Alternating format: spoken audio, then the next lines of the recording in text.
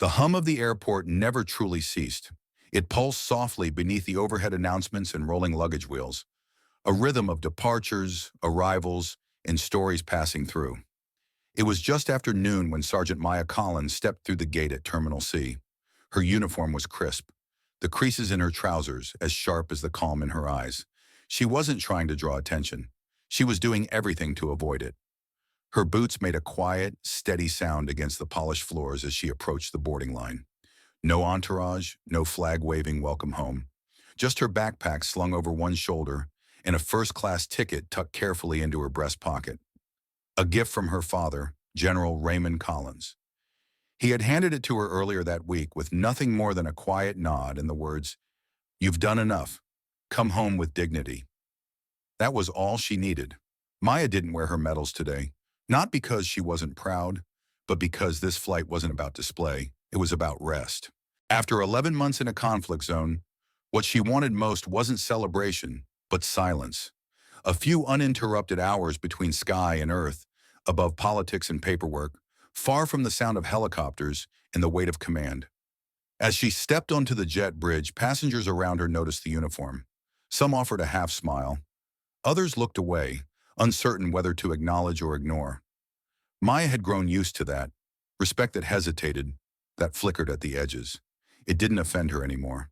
It just reminded her how selective society's gratitude could be. She boarded quietly. The cabin had the cool scent of leather, mixed with that faint, sterile cleanliness unique to first class. Her seat was 2A, by the window. She found it without help, though no one offered assistance. Not that she needed it. Sliding into the seat, she gently folded her jacket and laid it across her lap, fingers brushing over the insignia stitched near the collar. She removed her cap, tucked it beneath the armrest, and leaned her head back for a brief moment of stillness. Outside, the tarmac glimmered in the midday light. Ground crew moved with precision below. The sky stretched wide and clear, a rare gift for air travel. Maya watched it with the kind of long gaze soldiers develop, one that saw everything, but said nothing. No announcements had been made yet. The cabin wasn't full. Passengers trickled in slowly, businessmen in tailored suits, a couple speaking softly in French, a young woman with noise-canceling headphones and tired eyes. No one looked at Maya twice. Not yet. She let her breath settle, let her thoughts float. It had been a long year. There were things she hadn't spoken aloud, losses she had tucked into the corners of her mind. There had been a night in the desert when a radio transmission crackled too late and a convoy didn't come home. Another time when she sat with a wounded private in the back of a transport, whispering steady reassurances even as the medics worked frantically. Her strength hadn't come from being untouched. It had come from surviving and standing back up. And yet, as Maya sat in seat 2A, returning home with that silent strength, she had no idea that this flight, this simple journey, would demand a different kind of resilience. It began with a clipboard.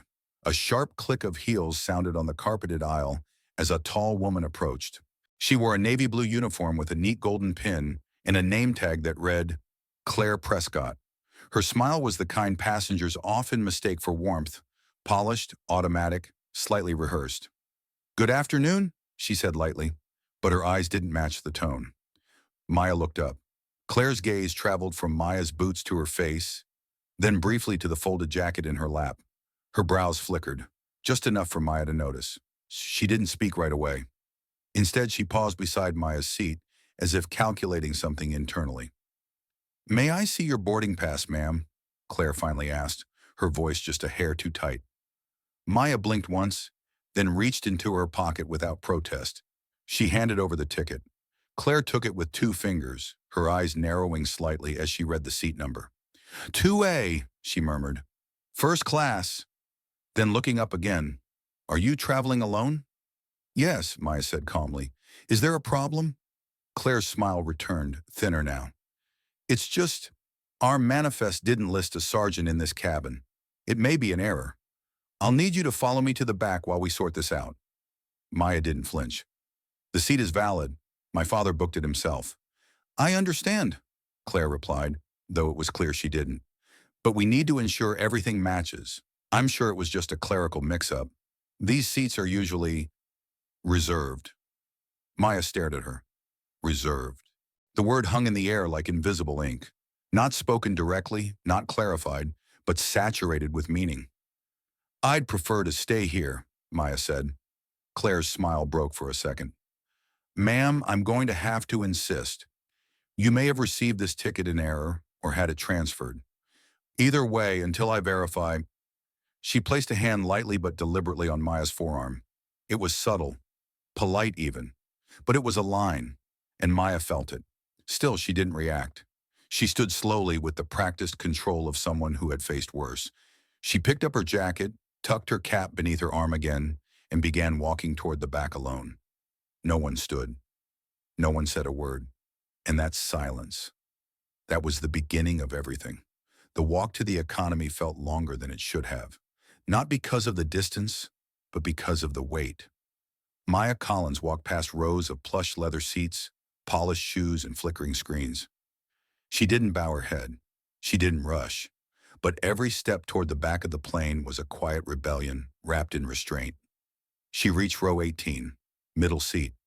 Of course, the space was tighter, the armrest thinner, the air somehow warmer. The man in 18C gave her a glance and pulled his elbow in, murmuring something inaudible as if he didn't want to be mistaken for impolite. Maya placed her jacket on her lap and sat down with precision. She kept her posture upright, her gaze fixed straight ahead. It wasn't the downgrade that stung, it was the assumption behind it. No one had asked questions when Claire Prescott placed her hand on Maya's arm. No one had checked their tickets when she was told to move. No one had said, "That doesn't seem right." And Maya, she hadn't yelled, hadn't demanded justice in front of the crowd. She had done what she had been trained to do, remained composed under pressure. But inside, something had shifted. Her fingers moved slowly, deliberately, as she reached into her backpack and pulled out her phone. She tapped the screen twice, opened a message thread labeled Dad. She typed, "Removed from 2A, said I didn't belong, I didn't argue." But she touched my arm. "I'm okay. Just letting you know." She stared at the message for a second, then hit send. The phone rested quietly in her lap, face down, and Maya waited. She didn't have to wait long. The vibration was soft, but the response was immediate. "Tell me the airline, the flight number, and her name." That was all. No punctuation, no emotion. But Maya knew that tone. The cool, clipped cadence of a man who didn't raise his voice because power didn't need volume. Raymond Collins had led more operations than Maya could count. But when it came to his daughter, he was less general, more guardian. She typed the information quickly. Flight number, departure, name tag, Claire Prescott. As she hit send, she felt it. That subtle shift in energy. The air around her was still thick with unspoken tension, but now something else had entered the cabin. A current, a ripple of inevitability. Up front, Claire moved through first class again, topping off drinks, offering napkins with two wide smiles. Her body language was crisp, her efficiency flawless. No one watching her would know that she had made a mistake, one that was about to land harder than any turbulence. In the galley near the front, a younger flight attendant leaned over a service cart. Her name tag read, Elena. She was in her 20s, clearly new, with eyes that darted more than they rested. "Was something wrong with that passenger's ticket?" she asked, nodding discreetly toward the back. Claire didn't look up. "She wasn't listed in first class." "But she showed you the ticket?" Claire adjusted a tray. "You can't always trust that. People swap tickets. It happens. Besides, she didn't look like she belonged." Elena froze, just for a beat, then nodded. "Right." But her voice was softer now, unsure. She didn't say another word. Back in row 18, Maya kept her gaze steady on the seat back in front of her. Her hands rested on her knees, palms down, a position of control, of stillness. But inside, her thoughts were flying. She remembered another time, years ago, when a fellow soldier had been questioned at a security checkpoint for looking suspicious while wearing fatigues. She'd spoken up then, raised her voice, filed a report. Nothing had come of it. The excuse had been miscommunication. Now it wasn't just about her. This was about how easily dignity could be erased. Her phone vibrated again. Stay seated. Don't speak. I'm escalating it now. Expect action. That was all she needed. Meanwhile, in the cockpit, the captain was running pre-flight diagnostics when the in-flight phone buzzed beside him.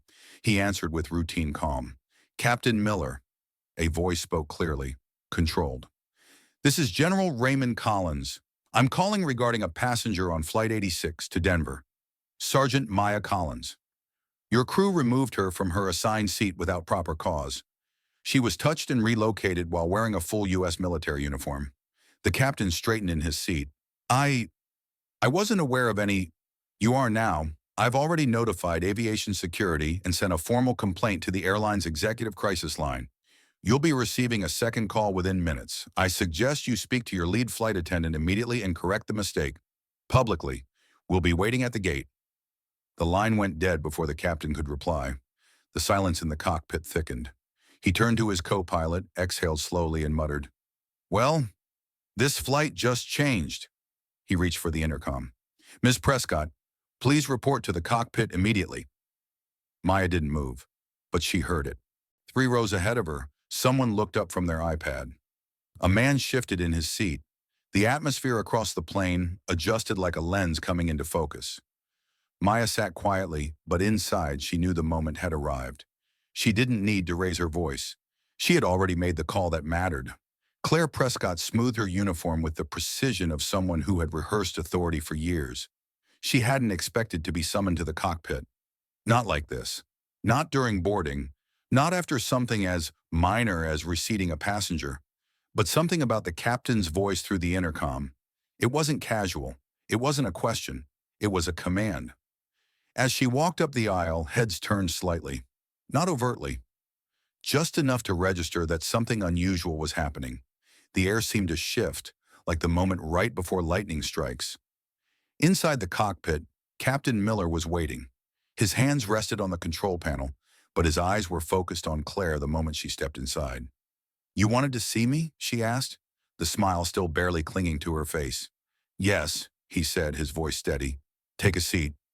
She hesitated. Flight attendants didn't usually sit in the cockpit, but she complied.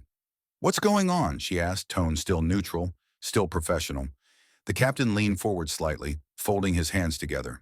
I just received a direct call from General Raymond Collins. I assume that name means something to you? Claire frowned. No. Should it? The captain's jaw tightened. He's the father of Sergeant Maya Collins, the woman you removed from seat 2A. Claire's smile faltered. She had a ticket, the captain continued. She was fully uniformed. And you moved her. Why? Claire looked down, suddenly unsure of her footing. She wasn't on my manifest. It looked like a mistake. Did you check her boarding pass? I glanced at it. Did it match the seat? Claire paused. Yes. The cockpit was silent for a beat too long. She didn't look like a problem, Claire added, more defensively now.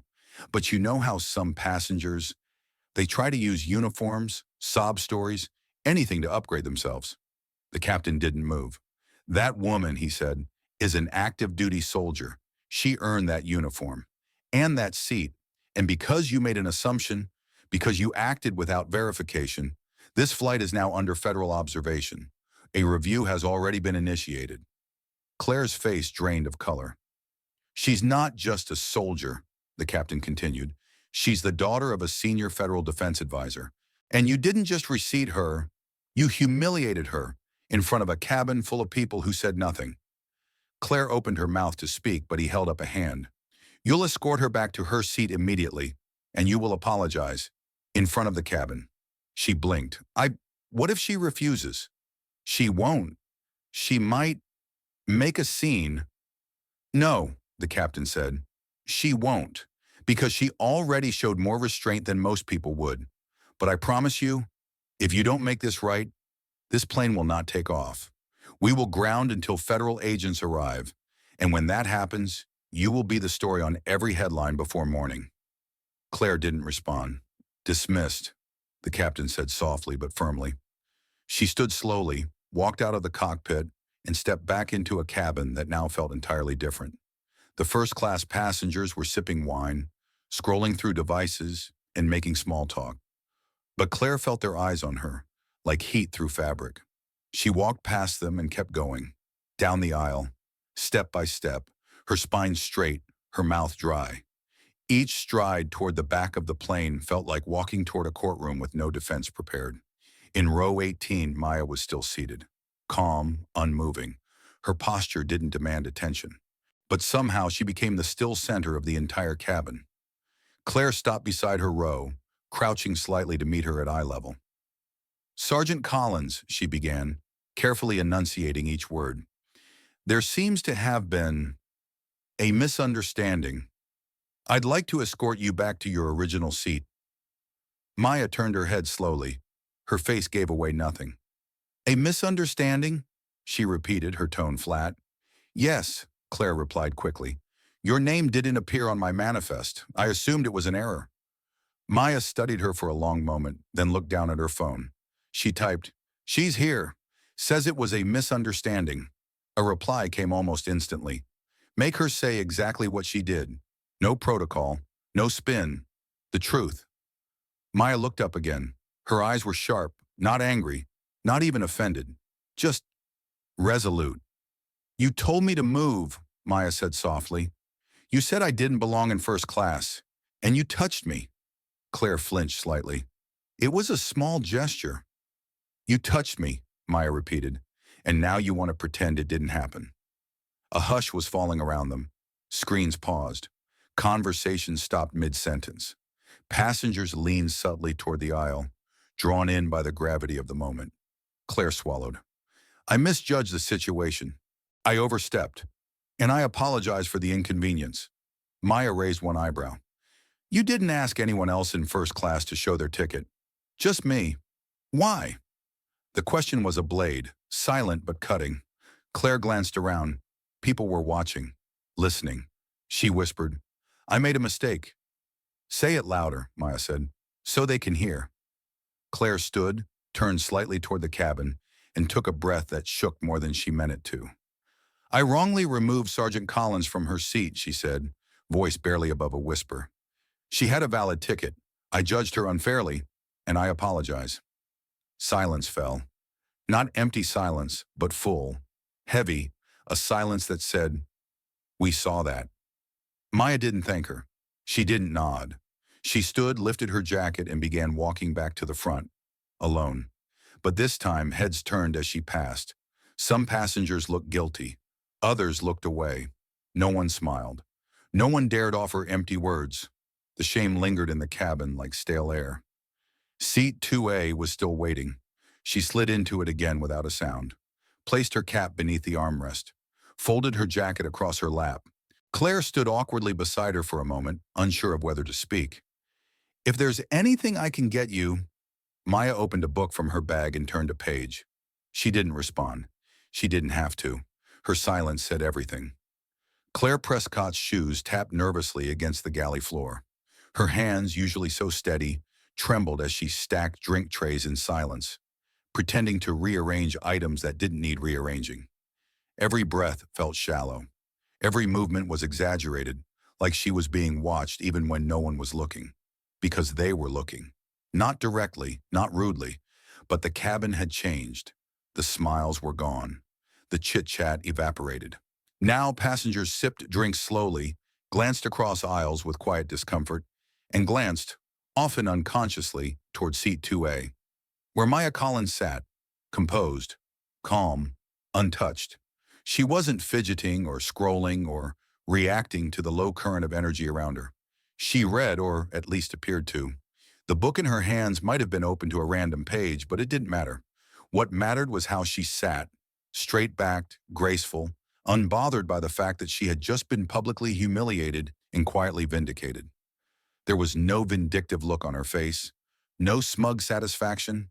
That, Claire realized, was what made it worse. Because Maya hadn't fought back with fire. She'd done it with silence, and silence had become the storm.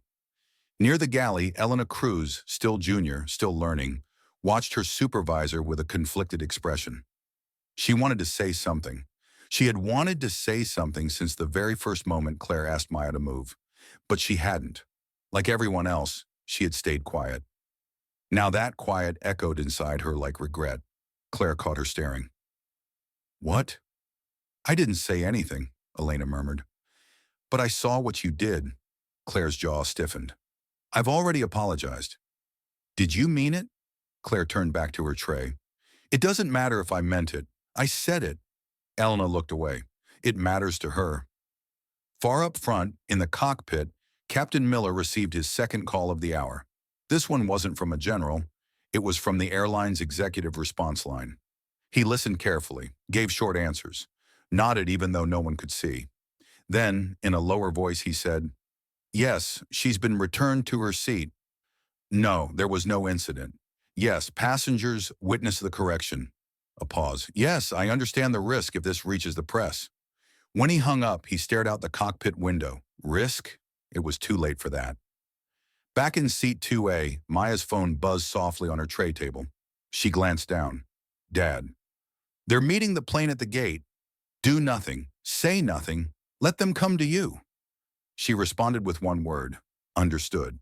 Across the aisle, a middle-aged man in a navy blazer leaned slightly toward her.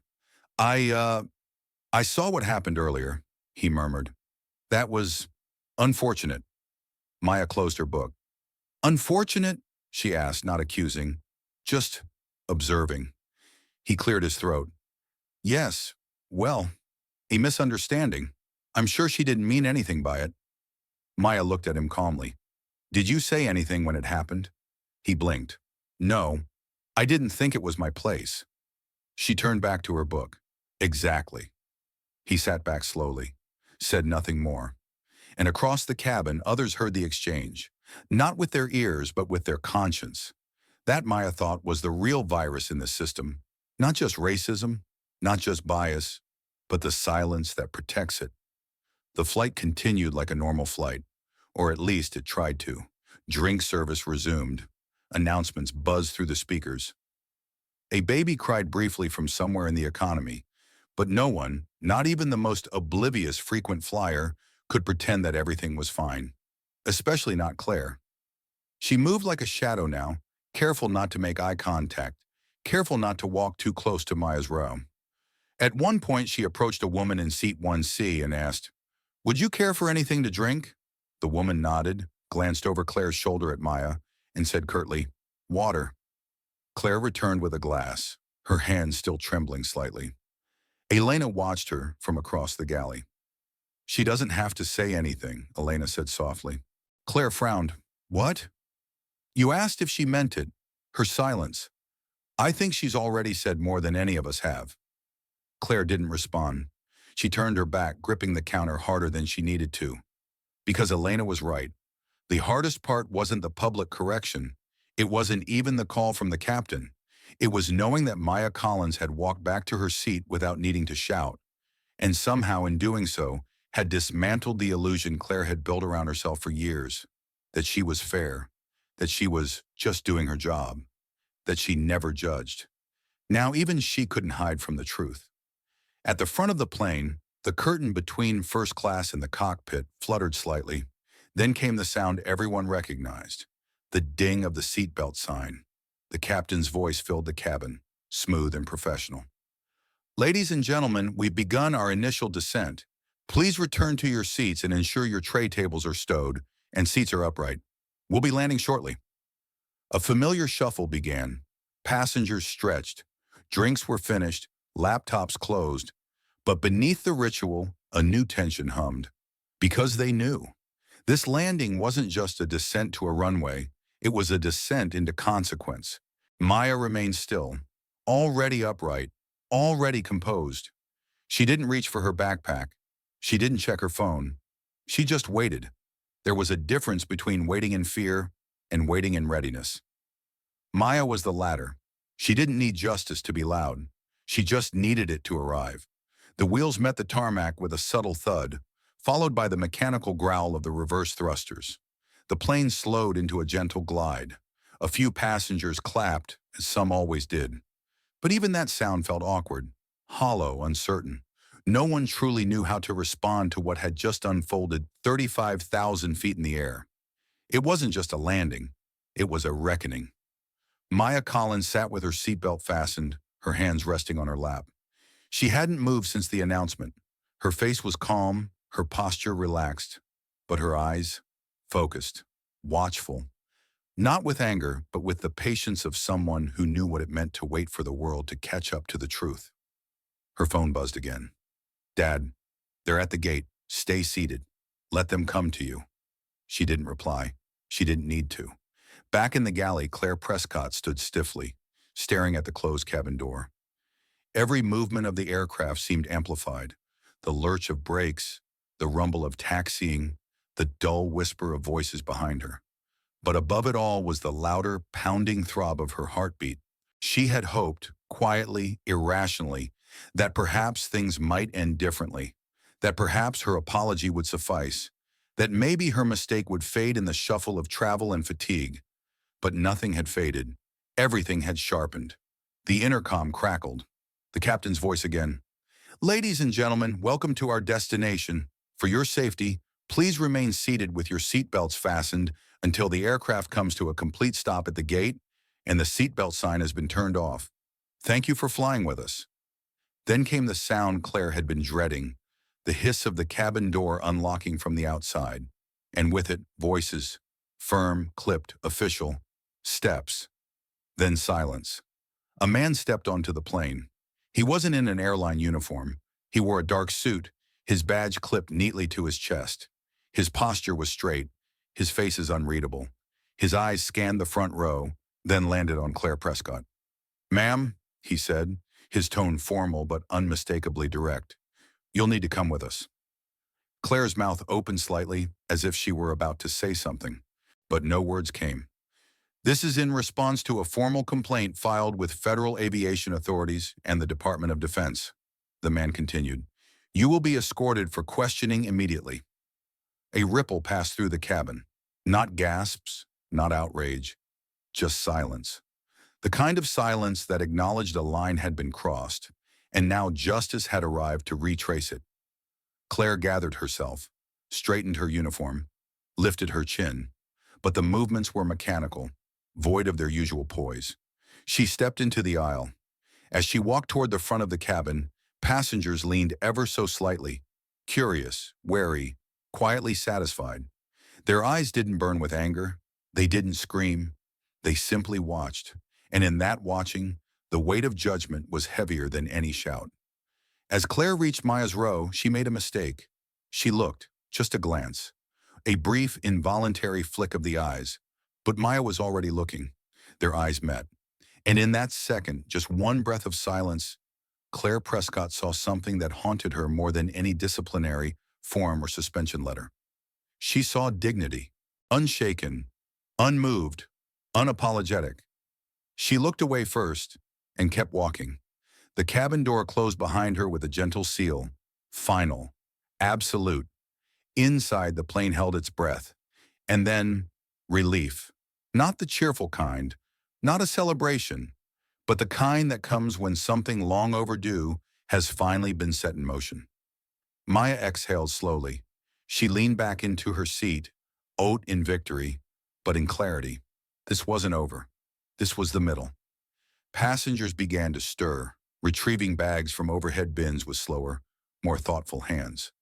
A man 2 rows back stared down at his phone, then glanced over at Maya. Their eyes met for a second. He nodded once. Not an apology, just acknowledgement. That was enough. Further back, Elena Cruz watched the last of the passengers rise from their seats. She didn't rush to begin exit procedures. Instead, she moved quietly to Maya's row. "They've cleared the jet bridge," she said gently. "You're welcome to deplane now, or whenever you're ready." Maya nodded. "Are they still outside?" Elena glanced toward the front. "Yes, 2 officers and a man in a suit. Executive badge." "I won't need assistance," Maya said, gathering her jacket. "Just a clear path." Elena hesitated, then lowered her voice. "For what it's worth, I'm sorry. I saw it happen. I didn't say anything." Maya looked at her, not with anger, but something softer, resigned. "Now you know how it feels." Elena's face flushed. She nodded slowly, stepped back, and let Maya stand. Maya didn't rush. She slung her backpack over her shoulder and walked toward the front, not to demand anything, not to make a point, but because the seat she held, the silence she endured, and the action she took had already rewritten everything that came next.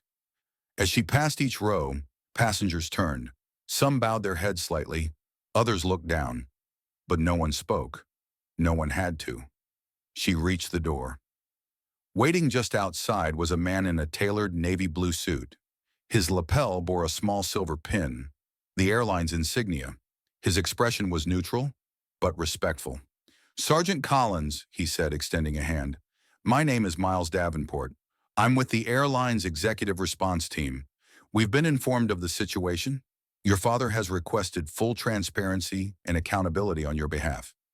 I'd like to escort you to our executive lounge, where he's waiting." Maya didn't shake his hand. She simply nodded. "Lead the way."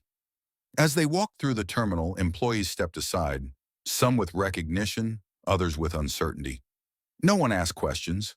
No one needed to. Because justice, when it moves silently, has a weight that people feel, even when they don't fully understand it. They passed through a quiet corridor, then through a set of frosted glass doors marked private access. Behind them, the airport kept buzzing.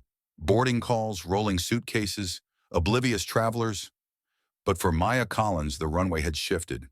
She wasn't just walking away from a bad experience.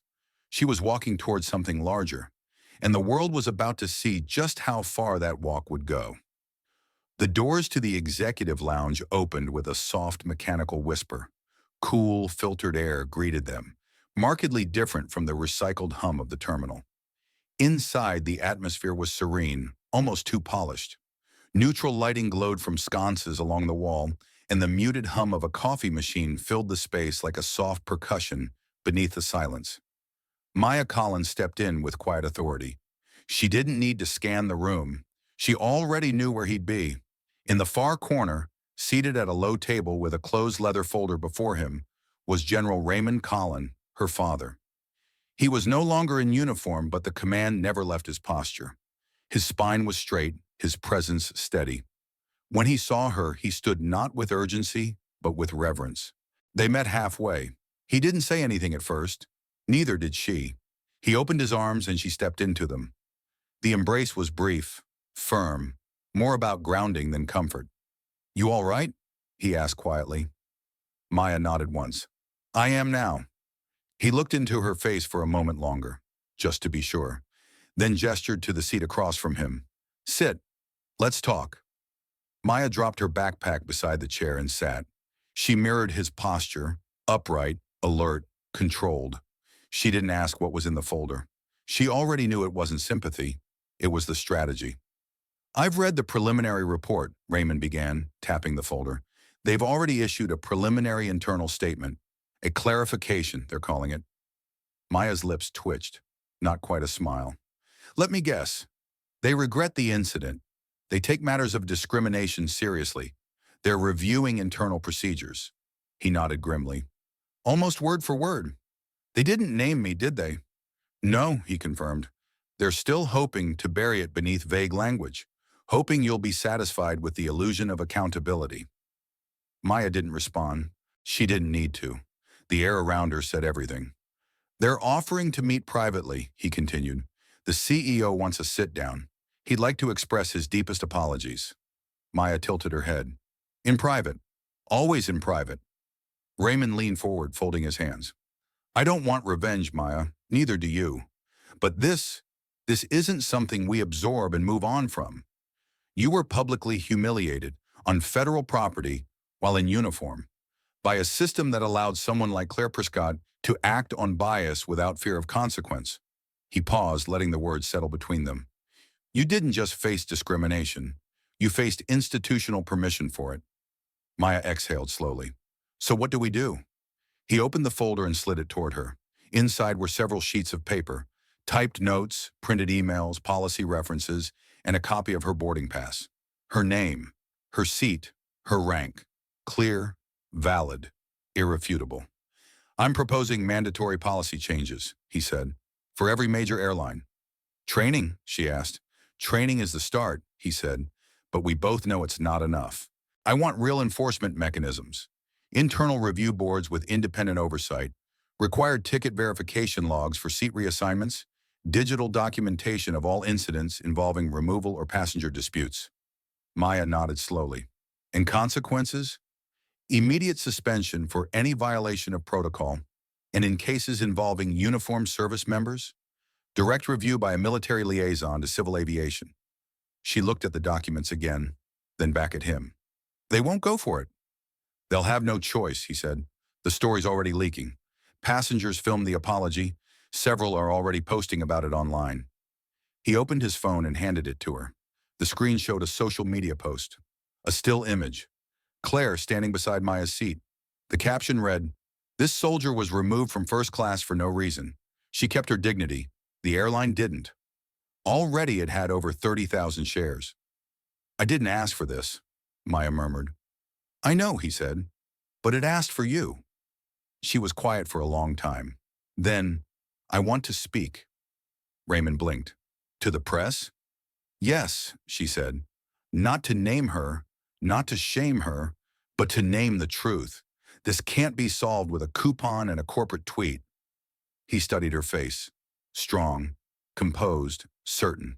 Then he nodded once. "Then we do it your way." Back at the airline's corporate offices, the executive floor was not so quiet. The CEO of the airline, Harold Beck, stood at the center of a war room of legal counsel, crisis managers, and PR executives. Every screen showed variations of the same breaking story. Black female soldier removed from first class. Viral video demands airline response. "We need to contain this," he barked. "It's past that, sir," one VP replied. "She's trending in 4 countries. We're getting tagged by veterans groups, military leaders, even a few senators." Beck rubbed his temples. "What does she want?" "She hasn't said anything publicly, but her father is Raymond Collins." Silence. Everyone in the room knew that name. Not just a general, not just a war hero, an architect of post-service veteran legislation, a strategist, a man who moved systems. "Set up the meeting," Beck said. "Offer whatever she wants. Keep this out of the courtroom, out of Washington, out of committee hearings." "It may already be too late for that," another voice replied. "She's drafting a passenger protection proposal with her father." "And what does it say?" "It says, never again." Back in the lounge, Maya closed the folder and pushed it gently toward her father. "I'll help draft it," she said. "Not from anger, but from responsibility." He smiled softly, not with pride, but with recognition. "Language matters," he said, "and you've earned the right to shape it." She nodded, then picked up the pen, and began to write. The next morning didn't begin with silence. It began with a surge. By 6:01 a.m., Maya Collins' name was trending across multiple platforms. The video of the apology, recorded quietly from row 4, had already surpassed 3 million views. But it wasn't the virality that mattered. It was what people were saying. Veterans posted under hashtags like "Where Shona She Belongs" and "Stand with Maya." Civil rights advocates called for congressional hearings. Airline workers, former and current, began sharing their own stories of discrimination. Most quiet, many buried, all eerily similar. What had begun as one humiliating moment had become a reckoning for an entire industry. Inside her father's apartment, Maya sat at the kitchen table. She wore no uniform today, just a dark gray sweater, jeans, in the quiet confidence of someone who knew exactly who she was. A mug of untouched tea sat in front of her as she scrolled through messages pouring in from across the country. One caught her eye. "I once sat in first class on a ticket my son bought me. I was the only one asked to show ID. I didn't know how to speak up, but watching you, I felt like you did it for me. Thank you. Gloria Benton, retired nurse, 74. Maya read it twice. She didn't cry. She just nodded. Behind her, General Raymond Collins stood at the living room window, phone in hand, coordinating what would come next. Interview requests were flooding in, morning shows, veterans groups, advocacy panels, even congressional aides. "They want to meet with you," he said without turning. "Several lawmakers, a senator, a task force on transportation equity is being formed." Maya didn't respond right away. She was still thinking about Gloria Benton, still thinking about how many people had sat quietly in their assigned seats while being made to feel like intruders. Raymond finally turned. "You still want to speak today?" Maya nodded. "More than ever." "Then let's make sure every word matters." That afternoon, in a modest community hall arranged by a local veterans organization, the room filled with journalists, military officials, and civilians alike. No lavish stage, no podium adorned with branding, just rows of folding chairs, a single microphone, and a name that had become impossible to ignore. Sergeant Maya Collins stepped forward. No uniform, no medal, just the truth. She didn't have notes, she didn't need them. Her voice was calm, measured, steady, the kind that made people lean forward without realizing. "I didn't come here to destroy anyone's career. I didn't come to attack an airline or shame a crew member. I came here because I was told, very clearly, that I didn't belong. Not with words, with a hand on my arm, with a seat reassigned, with silence from those around me." She paused. The room was completely still. "I didn't raise my voice. I didn't argue. I followed the instructions, even though I knew it was wrong. Because like many of us, I was taught to stay composed, to pick my battles. But here's the truth. We shouldn't have to pick this one anymore. I had a valid ticket. I wore a uniform I earned. But that wasn't enough. What happened to me wasn't a mistake. It was a judgment." The pause that followed was longer this time.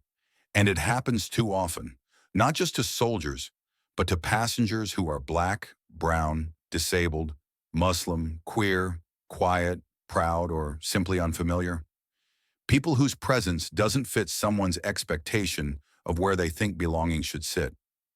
Maya's voice never rose, and yet it filled every corner of the room. This isn't about one crew member.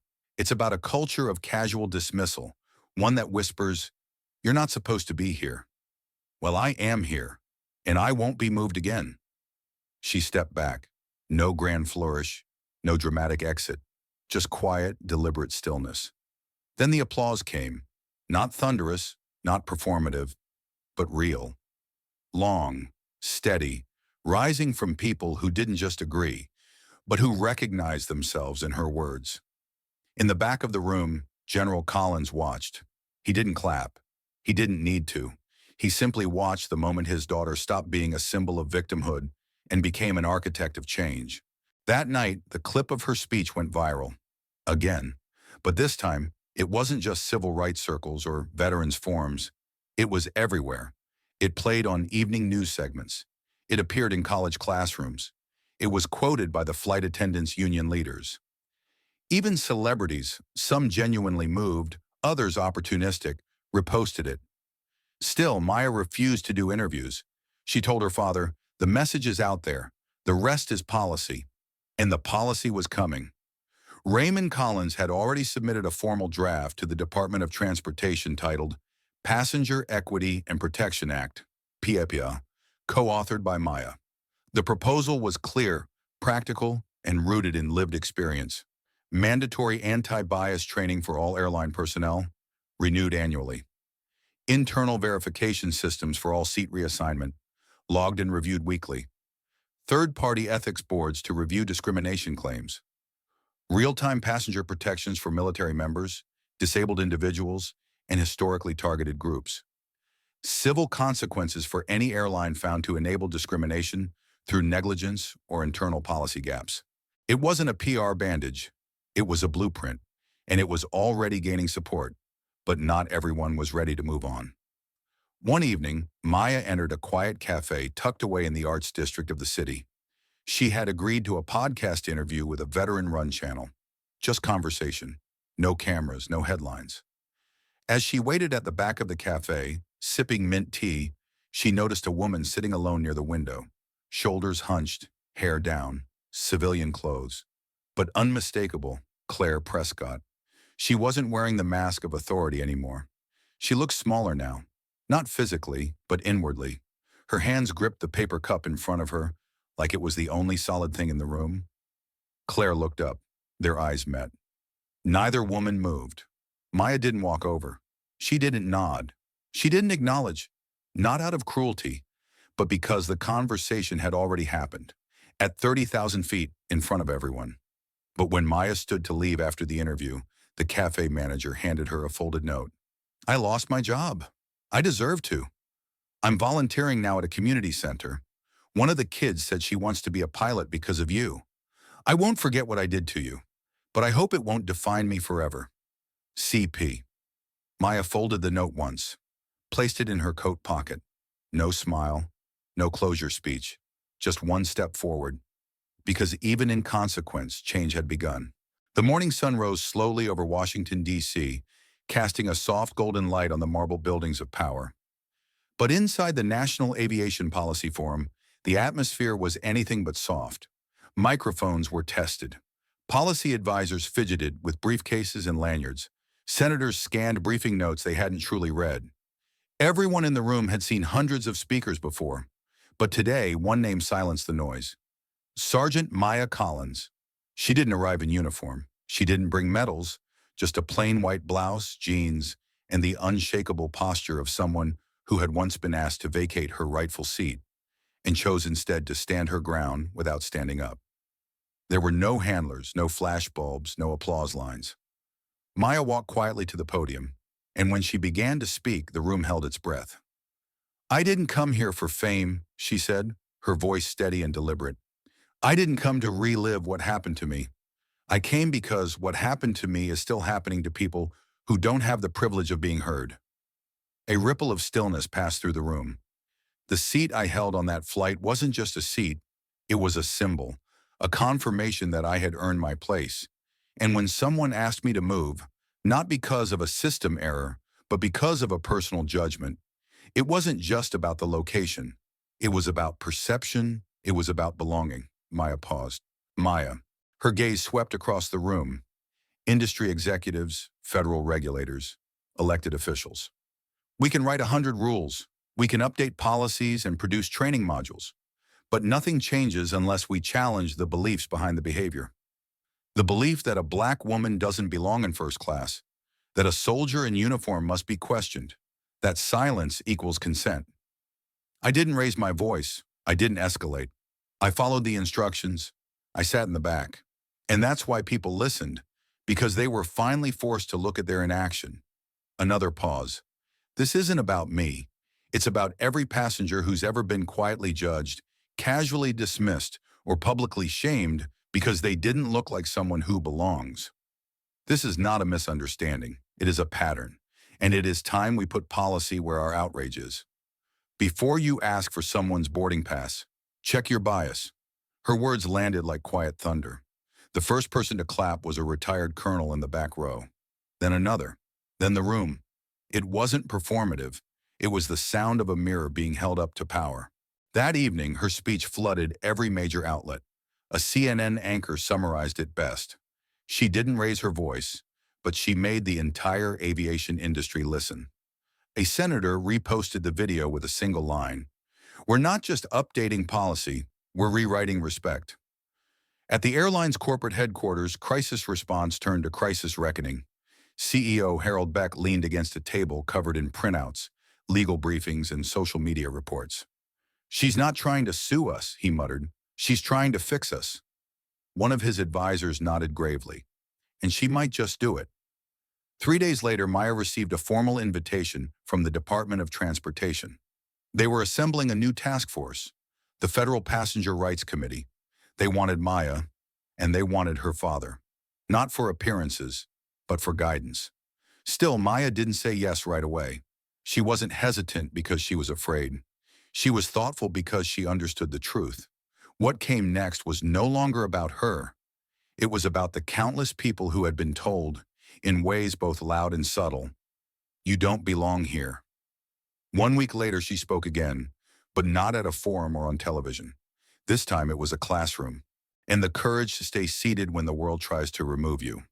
The sun had long set over the city, but the impact of Maya Collins' words was just beginning to rise. By the end of the week, the Passenger Equity and Protection Act, co-authored by Maya and General Raymond Collins, was circulating through every transportation subcommittee in Congress. Editorials poured in from major newspapers. Air travel watchdog groups were releasing statements. Even competing airlines began issuing preemptive revisions to their internal passenger protocols. And across terminals around the country, whispers turned to policy.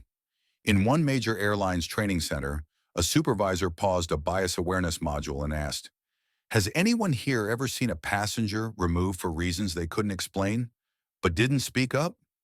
3 hands went up, then 6, then nearly everyone in the room. The silence that had once protected discrimination was unraveling. Meanwhile, Maya returned to the one place she'd once been moved from, the airport gate, not for revenge, not for drama, but for resolution. She was scheduled for another flight, this time to San Diego to speak at a veteran-led civic conference. She wore a simple olive green jacket, jeans, and sneakers. No uniform, no press following her, just a backpack and a boarding pass, seat 2A. As she approached the check-in counter, the gate agent glanced at her name and blinked, then looked up. "Welcome back, Miss Collins," the agent said almost reverently. "Your seat's ready, and we want to thank you, not just for your service, but for what you've done for all of us." Maya didn't smile out of pride. She smiled out of acknowledgement. The difference mattered. She walked down the jet bridge with the ease of someone who no longer had to brace for scrutiny. She stepped into the cabin, found her seat, and placed her bag under the front seat. And that was it. No challenges, no glances, just a woman, seated, like everyone else. But far away in a beige conference room flooded with fluorescent light, another story was unfolding. Claire Prescott sat at a long, polished table, flanked by 2 airline HR officers and a compliance investigator. Her blazer was buttoned. Her voice was calm. Her hands folded neatly, but nothing felt orderly inside her. She'd read the policy draft. She knew her name hadn't been mentioned once in the bill. Maya had never called her out publicly, never posted her face, never made her a symbol. But everyone knew, and that anonymity felt heavier than shame. She had since been placed on indefinite administrative leave. But it wasn't the suspension that haunted her. It was the absence of control. For years, Claire had operated with confidence, sometimes certainty, about who belonged and who didn't. She believed her instincts were sharp, her judgments are subtle, professional. Standard procedure, she had always called it. But now she knew the truth. She had been standardizing her prejudice. The investigator across from her spoke gently. "You're not being asked to defend your actions. That's already been documented. What we want to understand now is, what have you learned?" Claire hesitated, not because she didn't know the answer, but because she finally did. That night, Claire returned home to her small apartment on the edge of the city. She peeled off her shoes at the door, dropped her keys too hard into the bowl, and let herself collapse into the couch. She stared at the ceiling, not angry, not indignant, just still. Then she sat up and began writing a letter, not to Maya, but to herself. A list of assumptions she had made over the years, quiet ones, the kind no one teaches you in training manuals. But that slips in through habits, through media, through unchecked bias. At the top of the page, she wrote, "Things I believed were harmless until they harmed someone." She didn't stop writing for hours. Elsewhere in living rooms across America, families discussed Maya's story, not just her speech, but the silence that had surrounded her on that flight. A mother told her teenage daughter, "If you see something wrong, you don't wait for someone to ask for help. You be the one who stands up, even if it's uncomfortable." A man who had once walked past injustice in his workplace without speaking remembered Maya's stare, quiet, unwavering, as Claire had tried to explain herself. A young, aspiring pilot taped Maya's picture to her vision board beside the words, "Belonging is not a privilege, it's right." Back in D.C., Maya sat with her father at their kitchen table. The TV buzzed in the background. A news anchor recapped the story again. Today marks a major shift in transportation reform as the Department of Transportation formally accepted the Passenger Equity and Protection Act for legislative review. Raymond Collins muted the screen. He poured tea for them both. No celebration, no champagne. Just the warmth of knowing they had begun something. Maya picked up her phone. A new message blinked on her screen. It was from a woman named Jillian Alvarez, a former flight attendant from another airline. I left the industry years ago because I was told I was too sensitive about things like what happened to you. I'm watching now, and I just wanted to say, thank you. You made it okay for us to care out loud. Maya stared at the message, then quietly whispered, good. But as the days moved forward, Maya knew the hardest part would come next. Not viral moments, not news cycles, but sustaining the change. Making sure that when the spotlight faded, the rules stayed. That the quiet humiliation she endured would not become another forgotten footnote in the endless file of unfortunate incidents. And for that, she would not be alone. Her proposal now had bipartisan interest. Lawmakers who had once ignored transportation equity began seeking briefings. Airlines started internal audits.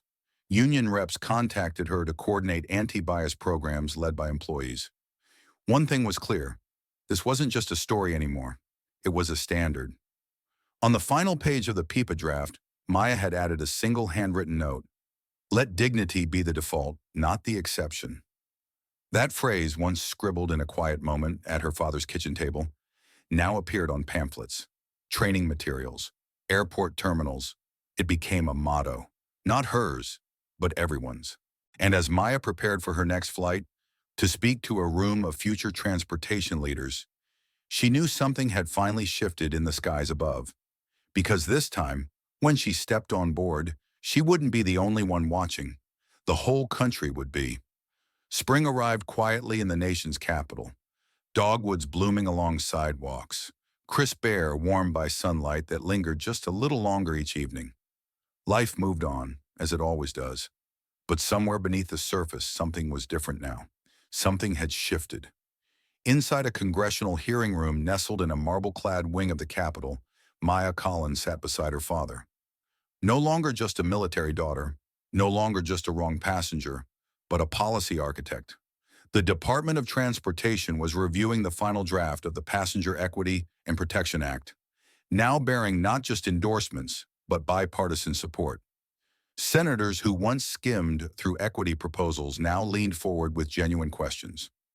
Airline CEOs, once distant, now send representatives not to stall, but to collaborate. Maya spoke calmly, clearly, when called upon. This isn't about punishing flight attendants, she said. It's about protecting passengers and empowering crew members to act with clarity and fairness. It's about systems that don't rely on one person's judgment, but that guarantee dignity through structure and accountability. One congresswoman leaned forward. And what do you say to people who think this was just a single incident? Maya met her gaze evenly. Then they weren't paying attention, because this didn't begin with me, and it won't end with me. I was just the one who didn't move quietly. That week, the bill passed its first subcommittee vote, and when the news broke, it wasn't just lawmakers celebrating. A pilot in Minneapolis printed the final draft and posted it on the employee board in the break room with a note. Read this. It protects all of us. A group of flight attendants in Atlanta created their forum, Voices at 30,000 Feet, where employees could anonymously report bias or speak up without fear of retaliation.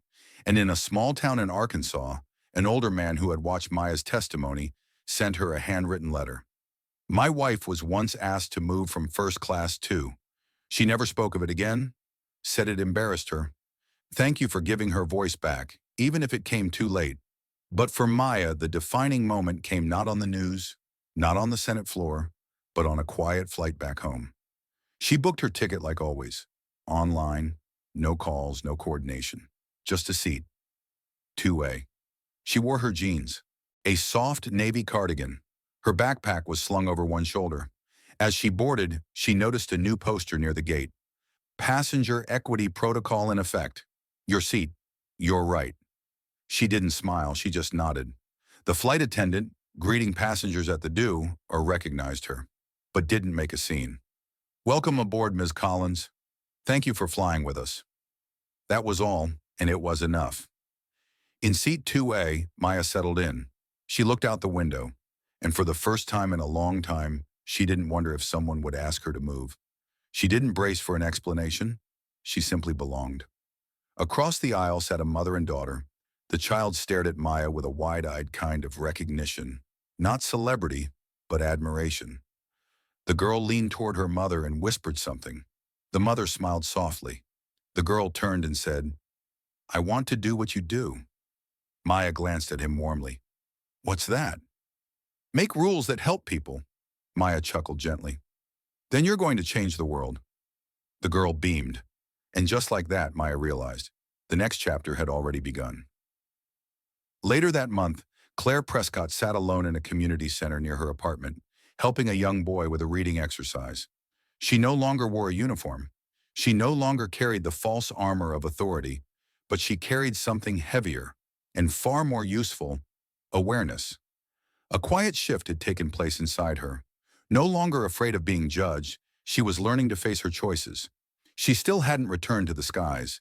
She didn't know if she ever would, but she knew this: the woman she had been on that plane was not the woman she wanted to remain.